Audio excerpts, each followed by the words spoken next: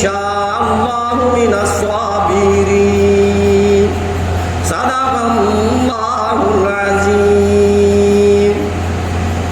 اللہم صلی علی محمد وعلی آل محمد کما صلیت علی ابراہیم وعلی آل ابراہیم انک حمید مجید۔ اللہم بارک علی محمد وعلی آل محمد کما بارکت علی ابراہیم وعلی آل ابراہیم انک حمید مجید۔ محترم حضرات، سامعین کرام، عزیز ساتھیوں، پچھلے کئی ہفتوں سے حج کے متعلق بیان چل رہا ہے۔ اس سے پہلے ہفتے کے اندر بتلایا گیا کہ اللہ تبارک تعالیٰ نے حضرت ابراہیم علیہ السلام کو حکم دیا کہ خانہ کعبہ کی تعمیر کرو۔ حضرت ابراہیم علیہ السلام نے حضرت اسماعیل علیہ السلام کو ساتھ لے کر دونوں کے دونوں نے مل کر خانہ کعبہ کی تعمیر کی۔ حضرت ابراہیم علیہ السلام مستری کا کام کیا کرتے تھے اور اسماعیل علیہ السلام اینٹ گارے کا کام کیا کرتے تھے۔ جب بیت اللہ شریف کی چڑھائی ہونے لگی اور جب اونچائی کا نمبر آیا، نہ کوئی پہاڑ، نہ کوئی چالی، نہ کوئی بلی، اللہ کی قدرت کاملہ دیکھو۔ اللہ تبارک تعالیٰ نے ایک پتھر پہنچایا جس کو آج ہم اور آپ اور ساری کی ساری دنیا مقام ابراہیم کے نام سے پہچانتی ہے۔ آج بھی وہ پتھر موجود ہے اور قیامت تک وہ پتھر رہے گا۔ جہاں بیت اللہ شریف ہے، بیت اللہ شریف کے سامنے تھوڑی سی دوری پر ایک مقام ہے، مقام ابراہیم، اور اس میں وہ پتھر موجود ہیں اور اس پتھر پر آپ کے دونوں قدموں کے نشانات موجود ہیں۔ جو عمرہ کرنے کے لیے جاتے ہیں، جو حج کرنے کے لیے جاتے ہیں، ان حاجیوں سے پوچھو، انہوں نے اس کو دیکھا ہے۔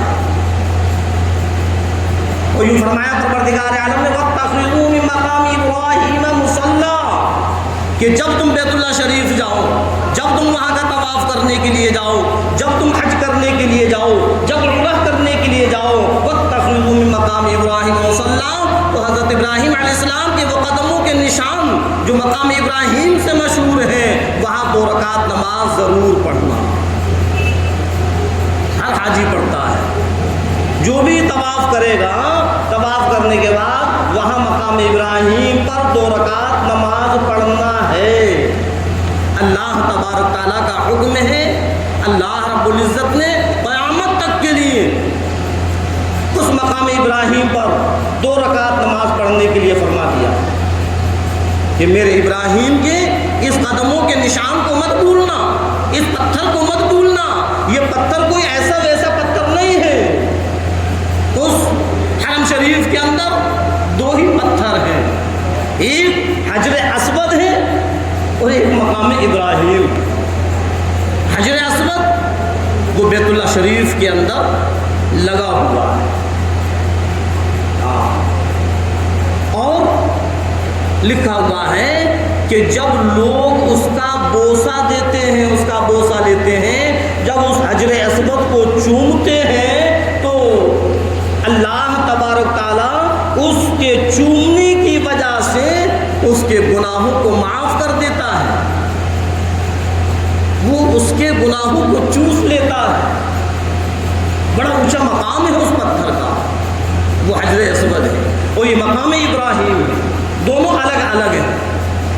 تو حضرت ابراہیم علیہ السلام اس پتھر پر کھڑے ہوتے تھے اور اینٹ اور گارا اسماعیل علیہ السلام دیا کرتے تھے،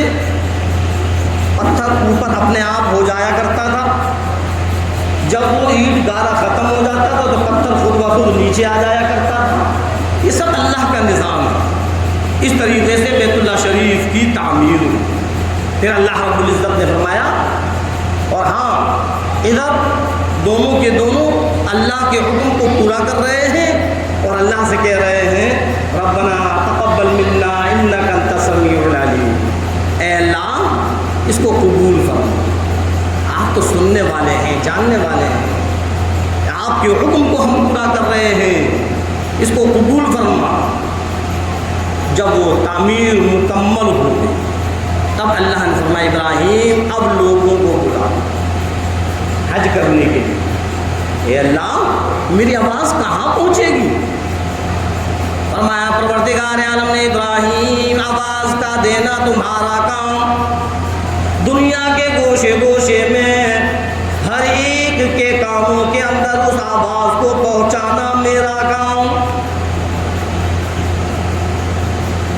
ایسی پروردگار عالم نے اس آواز کو پہنچایا، ایسا پہنچایا ہر روح نے اس آواز کو سنا، جو آج موجود ہیں انہوں نے بھی سنا، جو دنیا سے چلے گئے انہوں نے بھی سنا، اور جو آنے والے ہیں انہوں نے بھی سنا۔ اور یوں لکھا ہوا ہے کہ حضرت ابراہیم علیہ السلام کی آواز پر جس نے لبیک کو کہا اللہ نے اس کو قبول کر لیا، وہ حج کرنے کے لیے جائے گا۔ ایک مرتبہ کہا ایک مرتبہ حج کرے گا، دو مرتبہ کہا لبیک تو دو مرتبہ حج کرے گا، تین مرتبہ کہا لبیک تو تین مرتبہ، جتنی مرتبہ کہا اللہ نے اس کو اتنی مرتبہ قبول کیا۔ حج کے صرف 5 دن ہیں۔ جو حاجی لوگ یہاں سے جاتے ہیں پہلے پہنچ جاتے ہیں تو پہلے مدینہ شریف، وہاں 40 نمازیں مکمل کرنا ہے، 8 دن۔ اور جن کی فلائٹ لیٹ ہوتی ہے تو وہ سیدھے جدہ اترتے ہیں، جدے سے مکہ مکرمہ، اور حج کرنے کے بعد پھر بعد میں مدینہ کے اندر جانا ضروری ہے۔ 40 نمازیں پڑھنا ہے، چاہے پہلے پڑھے یا بعد میں پڑھے۔ حج کے صرف 5 دن۔ 8 تاریخ کو حج کا احرام باندھا جاتا ہے، وہ میقات ہے، اس میقات پر جا کر حج کا احرام باندھ کر پھر مکہ مکرمہ آتے ہیں، بیت اللہ شریف کے پاس پہنچ کر 2 رکعت نماز پڑھتے ہیں، اس کے بعد پھر خانہ کعبہ کا طواف، پھر آب زمزم پینا، مقام ابراہیم پر 2 رکعت نماز پڑھنا، پھر صفا اور مروہ پر دوڑ لگانا۔ یہ وہی صفا اور مروہ جو میں نے پچھلے جمعے کو بتلایا تھا کہ جس پہاڑی پر حضرت حاجرہ علیہ السلام دوڑی تھی، اللہ نے حضرت حاجرہ علیہ السلام کی سنت کو ہر امت پر ضروری قرار دے دیا کہ جو حج اور عمرے کے لیے جائیں میری حاجرہ کی سنت کو ضرور ادا کرنا، اس کو مت بھولنا۔ 8 تاریخ کو مینا کے لیے نکلتے ہیں۔ یہ 5 دن ہیں حج کے، غور سے سنیں، اور مینا کے اندر 5 نمازوں کو پڑھنا ہے۔ 9 تاریخ کی فجر پڑھ کر پھر عرفات کے لیے نکلتے ہیں۔ کوئی پیدل بھی نکل جاتا ہے، کوئی سواری سے نکل جاتا ہے، لیکن عرفات میں پہنچنا ہے۔ اور 9 تاریخ کو جب تک کہ سورج غروب نہ ہو اس عرفات سے باہر نہیں نکل سکتے۔ میدان عرفات کافی لمبا چوڑا میدان ہے، اور اللہ نے اس میدان عرفات کے اندر یہ خاصیت رکھی ہے، یہ صفت رکھی ہے، کتنا بھی مجمع آ جائے وہ میدان پر نہیں ہو سکتا، وہ بھر نہیں سکتا۔ جتنے لوگ آتے ہیں وہ کشادہ ہوتا جاتا ہے، جتنے لوگ آتے ہیں وہ چوڑا ہوتا جاتا ہے۔ ہاں، ایک ہی جگہ ایسی ہے جہاں ایک وقت میں سارا کا سارا حاجی کھڑا ہوتا ہے، وہ ہے میدان عرفات۔ ایک ہی وقت میں ہر حاجی کو وہاں رکنا ہے جب تک کہ سورج غروب نہ ہو۔ سورج غروب ہو گیا، اب وہاں مغرب کی نماز پڑھنے کی اجازت نہیں ہے۔ اللہ کا نظام ہے یہ۔ ہاں، مغرب کی نماز میدان عرفات میں نہیں پڑھتے، بلکہ سورج غروب ہوتے ہی وہاں سے نکل جاتے ہیں۔ زیادہ تر لوگ پیدل نکلتے ہیں، میں بھی پیدل چلا تھا، بڑا مزہ آتا ہے اور ایک جوش ہوتا ہے جب میدان عرفات سے نکلتے ہیں۔ بڑی لمبی چوڑی بھیڑ ہوتی ہے اور وقت کا بھی پتہ نہیں چلتا، اور سیدھے مزدلفہ آتے ہیں اور مزدلفے میں رات گزارنا۔ ایک رات منا کے اندر گزری، اس رات میں بھی عبادت کرنا ہے، اور یہ رات مزدلفے کی ہے، اس میں بھی عبادت کرنا ہے، اور صبح فجر پڑھ کر پھر یہاں سے کنکریاں اکٹھی کرتے ہیں، اور کنکریوں کو لے کر 10 تاریخ کو پھر نکلتے ہیں جمرات کی طرف۔ 8 ہو گئی، 9 ہو گئی، اب یہ 10 ہو گئی۔ اب 10 تاریخ کو جمرات ہوئے، راستے میں منا ہے، ہماری جھگیاں ہوں گی، مقام ہوں گے، لیکن وہاں رکنا نہیں ہے، سیدھے جمرات، اور پہلے شیطان پر 7 کنکریاں مارنا ہے۔ اب یہ شیطان کون ہے بتلائیں گے انشاءاللہ۔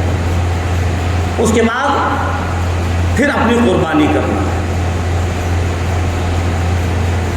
بہت الگ الگ نظام ہے، خود وہاں جائیے، جانور خریدیے اور پھر ذبح کیے، یا پیسے جمع کر دیے جائیں، کوئی بھروسے مند ہے جب وہ کہہ دے کہ ہاں قربانی ہو گئی، اب آپ اپنے حلق کروائیں گے، سر منڈوائیں گے، احرام اتاریں گے، پھر طواف زیارت کریں گے۔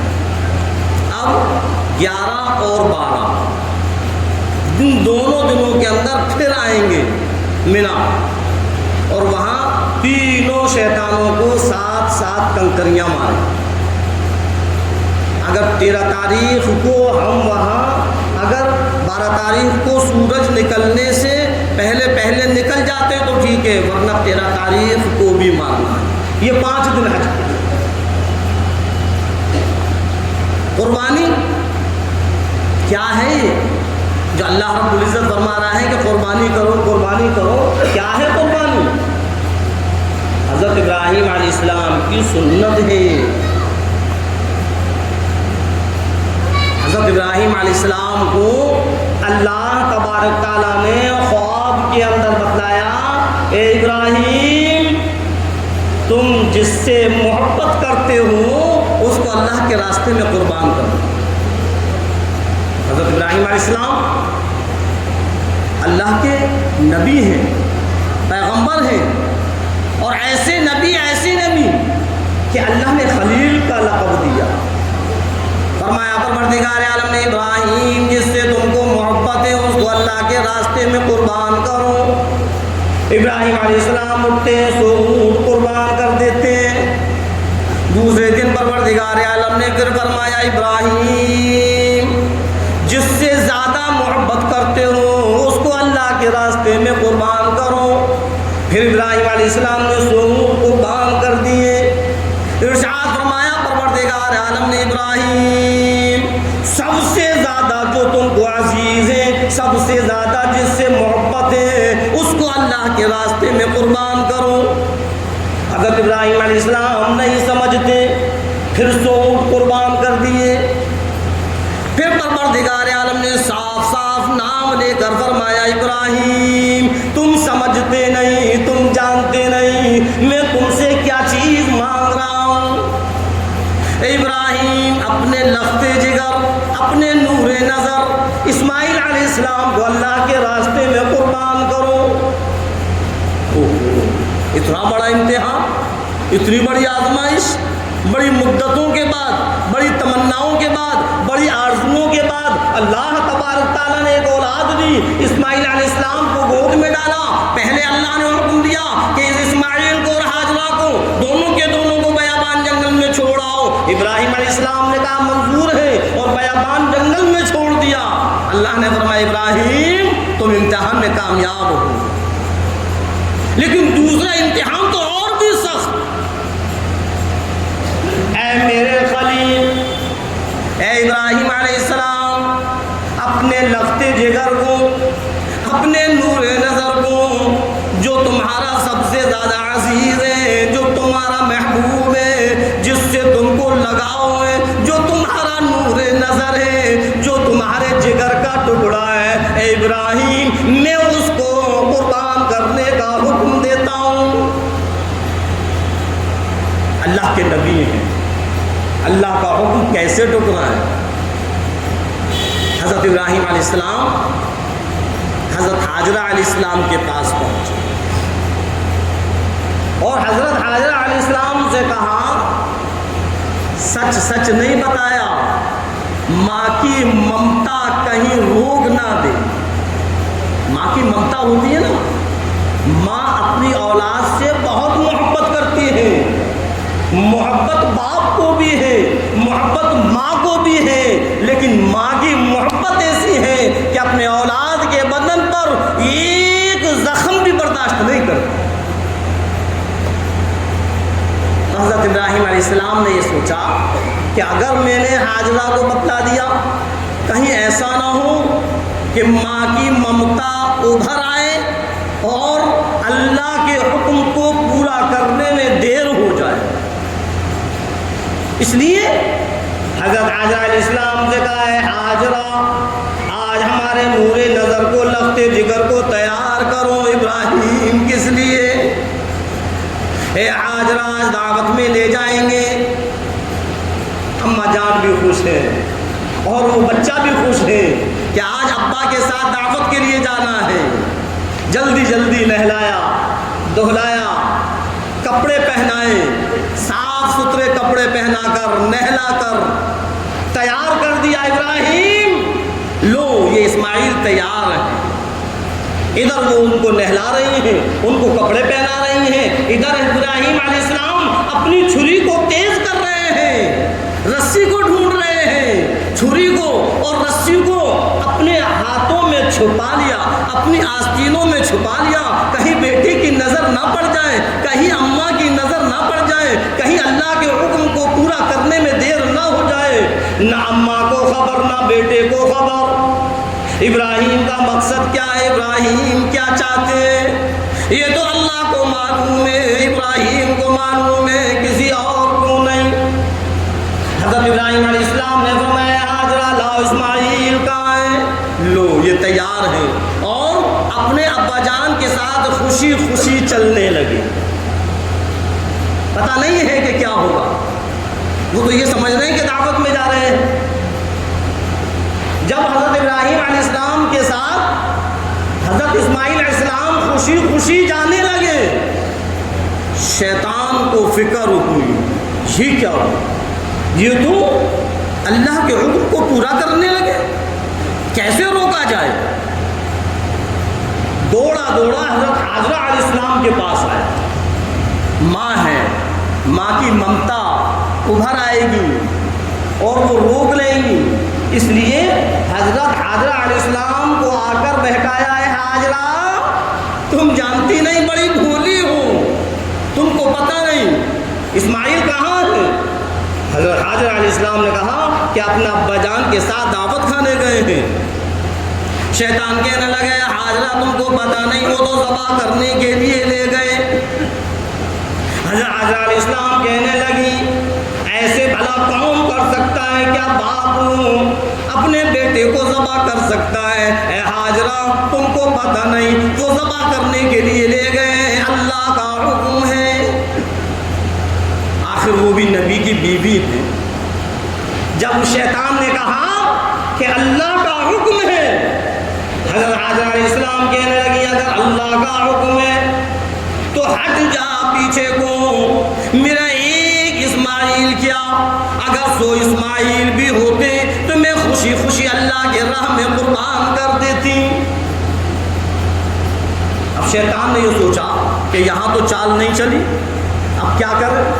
تو پھر اسماعیل علیہ السلام کے پاس آیا اور اسماعیل علیہ السلام سے کہنے لگا کہ بیٹے کہاں جا رہے ہو؟ کہ اپنے ابا جان کے ساتھ دعوت کے لیے جا رہے ہیں، کہ کوئی دعوت نہیں ہے، آپ کو دھوکے میں رکھا ہے، آپ کے ابا ذبح کرنے کے لیے لے جا رہے ہیں، آپ کو کاٹنے کے لیے لے جا رہے ہیں، آپ پر چھری چلانے کے لیے لے جا رہے ہیں۔ حضرت اسماعیل علیہ السلام بھی کہنے لگے کہ بھلا ایسے ہو سکتا ہے باپ بیٹے کو ذبح کر دے؟ شیطان نے کہا ہاں اسماعیل، تم کو پتہ نہیں، اللہ نے حکم دے دیا ہے، اللہ کا حکم ہے۔ حضرت اسماعیل علیہ السلام نے بھی وہی جواب دیا جو ان کو دینا تھا، اس لیے کہ وہ بھی نبی بننے والے تھے۔ حضرت اسماعیل علیہ السلام کہنے لگے کہ اگر اللہ کا حکم ہے الگ ہٹ جاؤ، اگر اللہ مجھ کو 100 مرتبہ جان دے، میں 100 مرتبہ اللہ کے راستے میں قربان ہو جاؤں گا، زبان سے اف نہیں کروں گا۔ اب شیطان نے سوچا اب کیا کریں، اماں کو بہکایا، اماں بھی کچھ نہیں کرتی، بیٹے کو بہکایا، بیٹا بھی رضامند ہے، تو پھر حضرت ابراہیم علیہ السلام کے پاس دوست بن کر آیا اور آ کر کہنے لگا ابراہیم، اللہ کے حکم کو پورا کرنے میں اتنے آگے نکل گئے کہ تم اپنے بیٹے کو ہی ذبح کرو گے۔ حضرت ابراہیم علیہ السلام کو پروردگار عالم نے پہنچایا، جبرائیل جاؤ میرے ابراہیم کو بتلاؤ یہ شیطان ہے، 7 کنکریاں مارو۔ حضرت جبرائیل علیہ السلام نے آ کر حضرت ابراہیم علیہ السلام سے کہا ابراہیم یہ شیطان ہے، 7 کنکریاں مارو۔ حضرت ابراہیم علیہ السلام نے 7 کنکریاں اٹھائیں اور اس شیطان میں ماری، آگے پھر بہکایا، پھر کہا یہ وہی شیطان ہے، پھر کنکریاں مارو، پھر 7 کنکریاں ماری، آگے پھر بہکایا، پھر کہا کہ یہ وہی شیطان ہے، پھر کنکریاں مارو، 3 مرتبہ کنکریاں ماری۔ اللہ کو اپنے ابراہیم کی یادہ اتنی پسند آئی کہ آنے والی امت پر یہ بھی ضروری قرار دے دیا کہ میرے ابراہیم نے شیطان پر کنکریاں ماری ہیں، اے میرے بندوں جب حج کرنے کے لیے جاؤ تو ان شیطانوں پر کنکریاں ضرور مارنا۔ جہاں بہکایا تھا آج بھی وہاں ایک پتھر کے ستون کے طریقے سے نشان ہے، انہی نشانوں پر ایک پتھر کا ستون بنایا ہے، 3 جگہ ہے، تینوں شیطان ہیں اور ان تینوں پر کنکریاں ماری جاتی ہیں۔ یہ وہی جگہ ہے، یہ وہی شیطان کی جگہ ہے جہاں ابراہیم کو بہکایا تھا۔ بہرحال حضرت ابراہیم علیہ السلام پہنچ گئے مینا کے اندر۔ اب جب وہ پہنچ گئے تو سوچا کہ لاؤ اپنے لختے جگر سے بول کر تو دیکھوں میرے لختے جگر کی رائے کیا ہے۔ اب باپ بیٹے میں جو گفتگو ہوئی ہے اللہ نے اس گفتگو کو قرآن کریم کے اندر بیان کیا۔ فَلَمَّا بَلَغَ مَعَهُ السَّعْيَ قَالَ يَا بُنَيَّ إِنِّي أَرَىٰ فِي الْمَنَامِ أَنِّي أَذْبَحُكَ فَانظُرْ مَاذَا تَرَىٰ۔ پس جب اسماعیل علیہ السلام اپنے ابا جان کے ساتھ چلنے لگے، جب اس جگہ پہنچ گئے قَالَ يَا بُنَيَّ إِنِّي أَرَىٰ فِي الْمَنَامِ، حضرت ابراہیم علیہ السلام کہنے لگے او میرے لختے جگر، او میرے نور نظر، او میرے بیٹے، میں نے ایک خواب دیکھا ہے، انی ارا فی المنام۔ اے میرے لختے جگر، کیا تم میرے خواب کو سننا چاہو گے؟ کیا میرے خواب کو تم جاننا چاہو گے؟ کیا میں تم کو بتلاؤں اپنا خواب؟ حضرت ابراہیم علیہ السلام اور حضرت اسماعیل علیہ السلام کے اندر یہ گفتگو ہو رہی ہے۔ حضرت ابراہیم علیہ السلام اپنے لخت جگر کو اپنا خواب بتلا رہے ہیں۔ قال یا بنی انی ارا فی المنام انی اذبحک، میں تم کو ذبح کر رہا ہوں۔ اور میرے لخت جگر، میں نے خواب میں دیکھا انی اذبحک، اللہ نے مجھ کو حکم دیا ہے کہ میں تم کو ذبح کروں، میں تم کو ذبح کر رہا ہوں، اللہ نے آپ کو ذبح کرنے کا حکم دیا ہے۔ فانظر ماذا ترى، اور میرے لخت جگر آپ اپنی رائے بتلاؤ، آپ کیا کہنا چاہتے ہیں؟ کیا آپ رضامند ہو؟ کیا آپ اس بات کو ماننے کے لیے تیار ہو کیا خوشی خوشی اللہ کے راستے میں قربان ہونے کے لیے تیار ہو؟ فانظر ماذا ترى، کیا ہے آپ کی رائے؟ یہ حضرت ابراہیم علیہ السلام کے بول ہیں۔ اب اسماعیل علیہ السلام نے کیا جواب دیا؟ اللہ نے اس کو بھی بیان کیا، قال یا ابت افعل ما تؤمر ستجدنی ان شاء اللہ من الصابرین۔ او میرے ابا جان، آپ جلدی کیجئے، جس چیز کا آپ کو حکم ہوا انشاءاللہ مجھ کو صابرین میں سے پاؤ گے۔ بیٹا بھی رضامند ہے، باپ بھی رضامند ہے، دونوں تیار ہیں۔ قربان جاؤں اسماعیل علیہ السلام کے کتنا بہتر جواب دیا۔ اے ابراہیم علیہ السلام، یہ میرے ابا جان، یا ابت افعل ما تؤمر، اے ابا جان آپ جلدی کرو، جس چیز کا آپ کو حکم ہوا ہے، اور میری فکر نہ کرو۔ ستجدنی انشاءاللہ من الصابرین، ہم قریب انشاءاللہ مجھ کو صابرین میں سے حضرت ابراہیم علیہ السلام کو حضرت اسماعیل علیہ السلام نے اور رائے دی، ابا جان اپنی آنکھوں سے پٹی باندھ لو اور مجھ کو الٹے منہ لٹا دو، کہیں ایسا نہ ہو کہ باپ کی محبت باپ اور بیٹے کی نظر ملے، اور باپ کی محبت بیٹے کے دل میں، اور بیٹے کی محبت باپ کے دل میں سما جائے، اور چھری کہیں غلط جگہ نہ چل جائے۔ اے ابا جان میری رائے ہے، آپ اپنی آنکھوں سے پٹی باندھ لیجیے اور مجھ کو الٹے منہ لٹا دیجیے۔ فرمایا پروردگار عالم نے فلما اسلما وتلہ للجبین، جب دونوں راضی ہو گئے اور اسماعیل علیہ السلام کو لٹا دیا للجبین، ماتھے کے بل، الٹے منہ لٹا دیا۔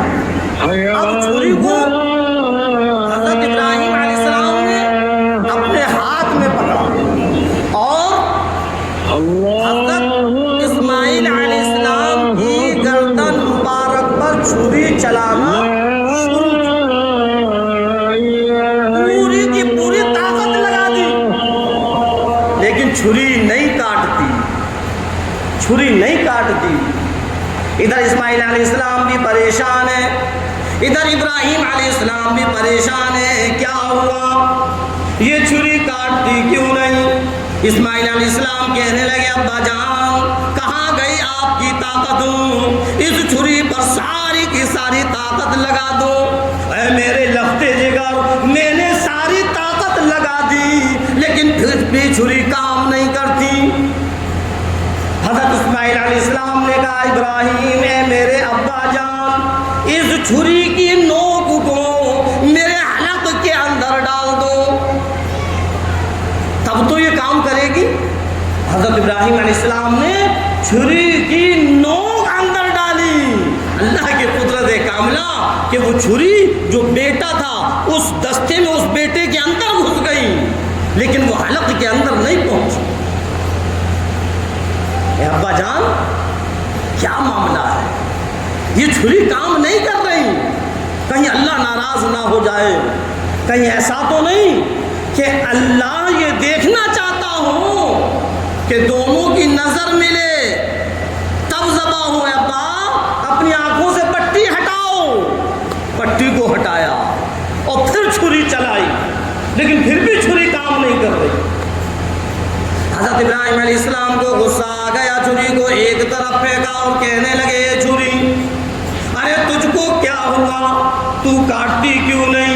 ارے تو وہی چھری ہے جس سے ساگ سبزیاں کاٹی جاتی تھی، جس سے پھل فروٹ کاٹے جاتے تھے، ارے کاٹتی کیوں نہیں؟ تیرا کام کاٹنے کا ہے، کاٹ۔ اللہ تبارک تعالیٰ نے چھری کو گویائی دی، بولنے کی طاقت دی، اور چھری کہنے لگی اے خلیل، میں جلیل کی مانوں یا خلیل کی؟ خلیل کہتا ہے کاٹ، جلیل کہتا ہے خبردار جو ایک رونگٹا بھی کٹا. ابراہیم میں کیسے کاٹوں؟ اللہ کا حکم ہے خبردار جو ایک رونگٹا بھی کٹا.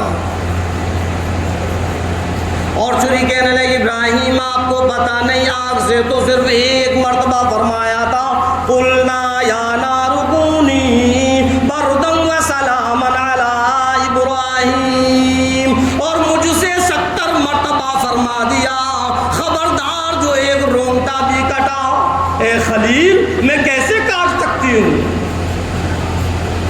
حضرت ابراہیم علیہ السلام پریشان، چھری نہیں کاٹتی. اسماعیل علیہ السلام بھی پریشان، ابراہیم علیہ السلام بھی پریشان. یہ کیا ہوا؟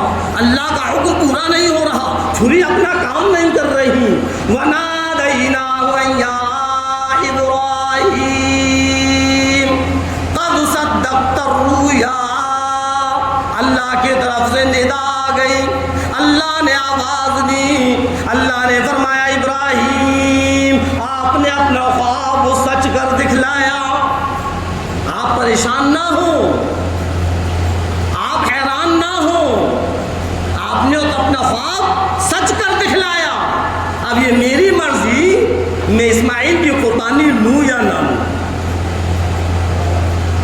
آپ نے تو پورا کام کیا، اب یہ میری مرضی ہے کہ میں اسماعیل کی قربانی لوں یا نہ لوں. اللہ نے جنت سے ایک مینڈا پہنچایا، دمبا پہنچایا، اور اس مینڈے کو اسماعیل علیہ السلام کی جگہ پر لٹایا. اسماعیل علیہ السلام کو وہاں سے ہٹایا اور چھری جب چلی قربانی ہو گئی. چھری نے اپنا کام کر دیا. یہ ہے قربانی. اللہ تبارک تعالیٰ کو حضرت ابراہیم علیہ السلام کی یہ سنت اتنی پسند آئی کہ آنے والی امت پر جو صاحب حیثیت ہیں، جو صاحب نصاب ہیں، جو دولت مند ہیں، جن کے پاس روپیہ پیسہ ہے، اس پر قربانی واجب کر دی. اب اگر وہ قربانی نہیں کریں گے تو وہ گنہگار ہیں، گناہ ملے گا، اللہ پکڑ کرے گا. ارے اللہ کتنا بڑا رحم الراحمین ہے کہ اللہ تبارک تعالیٰ نے حضرت اسماعیل علیہ السلام کی جگہ مینڈے کی قربانی لی. اب اگر اسماعیل علیہ السلام کی قربانی ہو جاتی، اسماعیل علیہ السلام پر چھری چل جاتی، اللہ کے رسول سرکار دو عالم صلی اللہ علیہ وسلم نے فرمایا کہ امت کے فرد پر جو صاحب نصاب ہیں، ہر فرد پر اپنے اپنے لخت جگر کی قربانی واجب ہو جائے. اگر اسماعیل علیہ السلام پر چھری چل جاتی، اللہ اگر اسماعیل علیہ السلام کی قربانی لے لیتا تو آنے والی امت پر فرمایا سرکار دو عالم صلی اللہ علیہ وسلم نے کہ ہر امت پر اپنے اپنے لخت جگر کی قربانی واجب ہو جاتی، اپنے لخت جگر کی قربانی کرنا پڑتی. لیکن اللہ عالم الغیب ہے، اللہ عالم الغیب ہے، اس کو ہر چیز کا علم ہے. وہ جانتا تھا، اس کو معلوم تھا کہ آنے والے وقت میں اتنی بڑی قربانی میرے بندے نہیں دے سکتے، اتنا بڑا امتحان میرے بندے نہیں دے سکتے، اپنے اپنے لخت جگروں کی قربانی نہیں دے سکتے. تو اللہ نے لخت جگر کو ہٹا کر، بیٹے کو ہٹا کر اور مینڈے کی قربانی لی. کہ یہ تو آسان ہے، یہ تو تم اطمینان سے کر سکتے ہو، اس میں تو کوئی مشکل نہیں. اور وہ بھی ہر ایک پر واجب نہیں کی کہ جب قربانی کا دن ہو، جتنے بھی ہیں امیر ہیں غریب ہیں سب پر قربانی واجب ہو جائے؟ اللہ فرماتا ہے نہیں، اللہ اپنے بندوں کو پریشانی میں ڈالنا نہیں چاہتا، اللہ آسانی کا معاملہ چاہتا ہے۔ اللہ نے انہی لوگوں پر قربانی کو واجب کیا جو قربانی کر سکتے ہیں، ہر ایک پر نہیں کیا۔ جو آسانی کے ساتھ جانور کو خرید سکتے ہیں یا پال سکتے ہیں اور پھر وہ اس کی قربانی کریں، ان پر اللہ نے واجب کیا۔ اب ایسا بھی نہیں کہ جو امیر ہیں جو دولت مند ہیں بس جو پیسے والے ہیں وہی قربانی کریں، انہی پر قربانی واجب ہے، نہیں۔ اگر کوئی غریب ہے اور اس کا دل یہ چاہتا ہے، اس نے ایک چھوٹا سا بکری کا بچہ پالا، اب جیسے روکھی سوکھی وہ کھا رہا ہے ویسے ہی اس نے اس بچے کو کھلایا اور وہ بچہ آہستہ آہستہ آہستہ آہستہ بڑا ہو گیا، اس نے پال پوس کر بڑا کر لیا، حالانکہ وہ غریب ہے، صاحب نصاب نہیں ہے، لیکن اس نے بچے کو بڑا کر لیا۔ اس کی آرزو ہے، اس کی تمنا ہے، اس کی خواہش ہے کہ میں بھی قربانی کروں، مجھ کو بھی ثواب ملے۔ تو ایسا نہیں ہے کہ اس سے منع کر دیا جائے کہ نہیں غریب کے لیے قربانی نہیں، اگر آسانی سے تم کرنا چاہتے ہو تو تم بھی کرو، تم کو بھی ثواب ملے گا، اور کوئی چھوٹا موٹا ثواب نہیں ہے۔ قربانی کا اتنا بڑا ثواب ہے، اتنا بڑا ثواب ہے، اتنا بڑا ثواب ہے، اس کی اتنی نیکیاں ہیں، قربانی کی اتنی نیکیاں ہیں کہ صبح سے لے کر شام تک، شام سے لے کر صبح تک، پورا دن گزر جائے، رات گزر جائے، ہفتہ گزر جائے، مہینے گزر جائیں، سال گزر جائیں، لیکن ان نیکیوں کا شمار ہم نہیں کر سکتے۔ ایک قربانی پر اللہ اتنی نیکیاں دیتا ہے، بتلاؤں کتنی نیکیاں ہیں؟ اللہ کے رسول سرکار دو عالم صلی اللہ علیہ وسلم نے فرمایا کہ قربانی کے جانور پر جتنے بال ہیں ہر بال کے بدلے ایک نیکی ہے۔ کوئی گن سکتا ہے کہ کتنے بال ہیں اس کے اوپر؟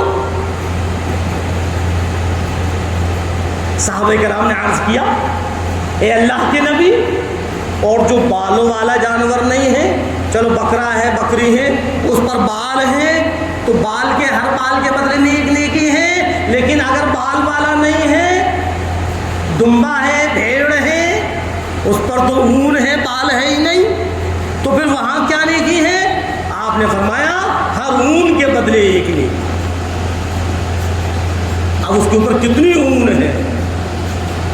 دمبے پر مینڈے پر کتنی اون ہے؟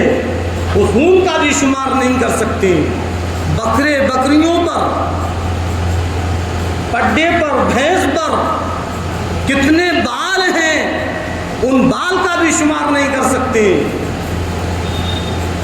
رات اور دن گننے کے لیے بیٹھ جائیں، گنتے گنتے گنتی بھول جائیں گے، لیکن گن نہیں سکتے۔ ایک قربانی پر اللہ تبارک تعالیٰ اتنا ثواب دے رہا۔ اب اگر ہم اتنے بڑے ثواب کو نہ لیں تو یہ ہماری کمی ہے۔ اگر کوئی غریب انسان وہ چاہتا ہے کہ میں بھی اتنے بڑے ثواب کو حاصل کروں، کر سکتا ہے آسانی سے، اطمینان سے۔ اگر اس کے پاس قربانی کرنے کے لیے بکرا ہے، بکری ہے، دمبا ہے، بھیڑ ہے، گائے، بیل، بھینس کچھ بھی ہے، کر سکتا ہے۔ یا اس نے پال پوس کر اتنا بڑا کر لیا، وہ کر سکتا ہے، ایسا نہیں ہے کہ وہ نہ کرے۔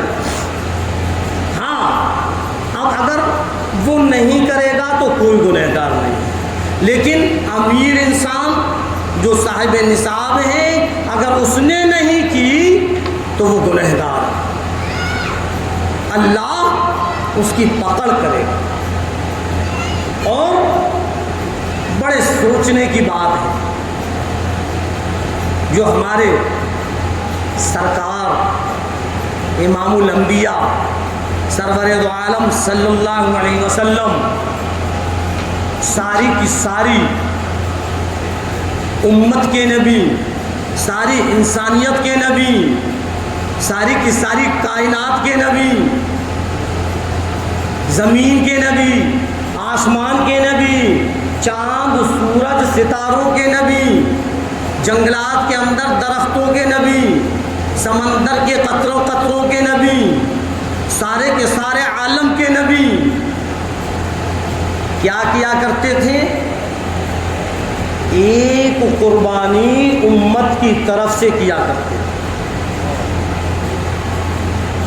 آپ اپنی طرف سے جہاں قربانی کیا کرتے تھے وہیں ایک قربانی اپنی ساری کی ساری امت کی طرف سے کیا کرتے تھے۔ کتنی محبت تھی سرکار دو عالم صلی اللہ علیہ وسلم کو اپنی امت سے۔ کبھی ہم نے بھی سوچا کہ لاؤ سرکار کی طرف سے ہم بھی قربانی کر دیں؟ اگر ہمارے اوپر ہم صاحب نصاب ہیں، ہم پر اگر مال اور دولت ہے، اگر ہمارا انتظام ہے کہ ہم ایک بکرا یا ایک بکری اور لے سکتے ہیں تو پہلے اپنی طرف سے قربانی کریں اور پھر سرکار کی طرف سے قربانی کریں، کیونکہ سرکار بھی امت کی طرف سے کیا کرتی ہے۔ یہ ہے محبت۔ صرف زبان سے کہنے سے محبت نہیں ہوتی، اعمال سے پتہ چلتا ہے کہ امت کو سرکار سے کتنی محبت ہے۔ جہاں زبان سے کہہ رہے ہوں، جہاں زبان سے اقرار کر رہے ہوں کہ ہم عاشق نبی ہیں، ہم نبی کے غلام ہیں، ہم نبی کے دیوانے ہیں، تو وہیں اعمال کر کر دکھلاؤ جو عاشق نبی کے اعمال ہوتے ہیں، جو نبی کے دیوانوں کے اعمال ہوتے ہیں، جو نبی کے غلاموں کے اعمال ہوتے ہیں، ان اعمالوں کو دکھلاؤ، تب پتہ چلے گا کہ تم نبی کے غلام ہو یا نہیں۔ تو اگر ہمارے پاس اتنا روپیہ اور پیسہ ہے کہ ہم اپنی طرف سے بھی کریں، اور اگر ہے تو پھر سرکار دو عالم صلی اللہ علیہ وسلم کی طرف سے، ہاں، کیونکہ آپ بھی کیا کرتے ہیں۔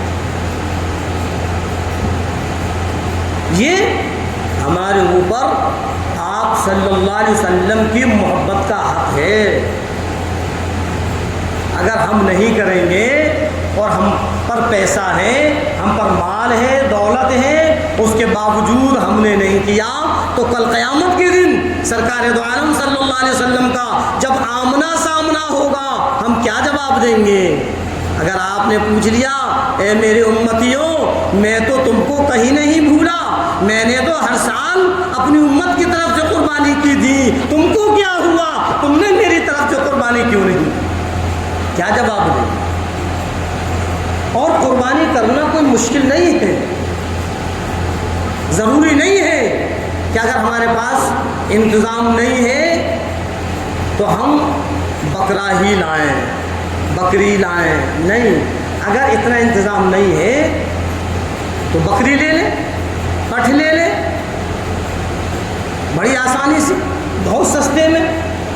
اگر اتنا بھی انتظام نہیں ہے، حالات بن جاتے ہیں، صاحب نصاب ہیں، لیکن حالاتوں نے ایسا پلٹا مارا کہ ہے تو ہم صاحب نصاب، جب قربانی کا وقت آیا تو ہمارے پاس کچھ ہے ہی نہیں، اب کیا کریں؟ قربانی تو کرنا ہی کرنا ہے، تو اللہ نے اور آسانی کر دی کہ میرے بندو فکر نہ کرو، ایک بڑا جانور لے، اونٹ ہے، گائے ہے، بھینس ہے، ایک جانور میں 7 حصے اللہ تبارک تعالیٰ قبول کر لے۔ 7 لوگوں کی طرف سے ایک جانور ہے، 7 حصے اس میں ہو سکتے ہیں، لیکن 7 کی نیت صحیح ہو۔ اگر ایک کی نیت میں بھی فرق آ گیا تو 7 کی قربانی خراب ہو جائے گی۔ اس لیے جب کہیں حصہ ڈالیں सोच समझ कर डालें। कोई कहता भाई इससे डल रहे हैं कि ठीक है, अब वहाँ देखें कि किस किस के हिस्से हैं। कहीं ऐसा तो नहीं کہ ان میں سے کوئی ایسا ہو جس کی نیت کے اندر دکھلاوا ہو، جس کی نیت کے اندر کھوٹ ہو، کہیں ایسا تو نہیں؟ اگر ہے تو پھر ہماری قربانی نہیں ہو۔ نیت صرف اور صرف اللہ کو راضی کرنے کے لیے ہو۔ اے اللہ، یہ جو میں قربانی کر رہا ہوں تو مجھ سے راضی ہو جا،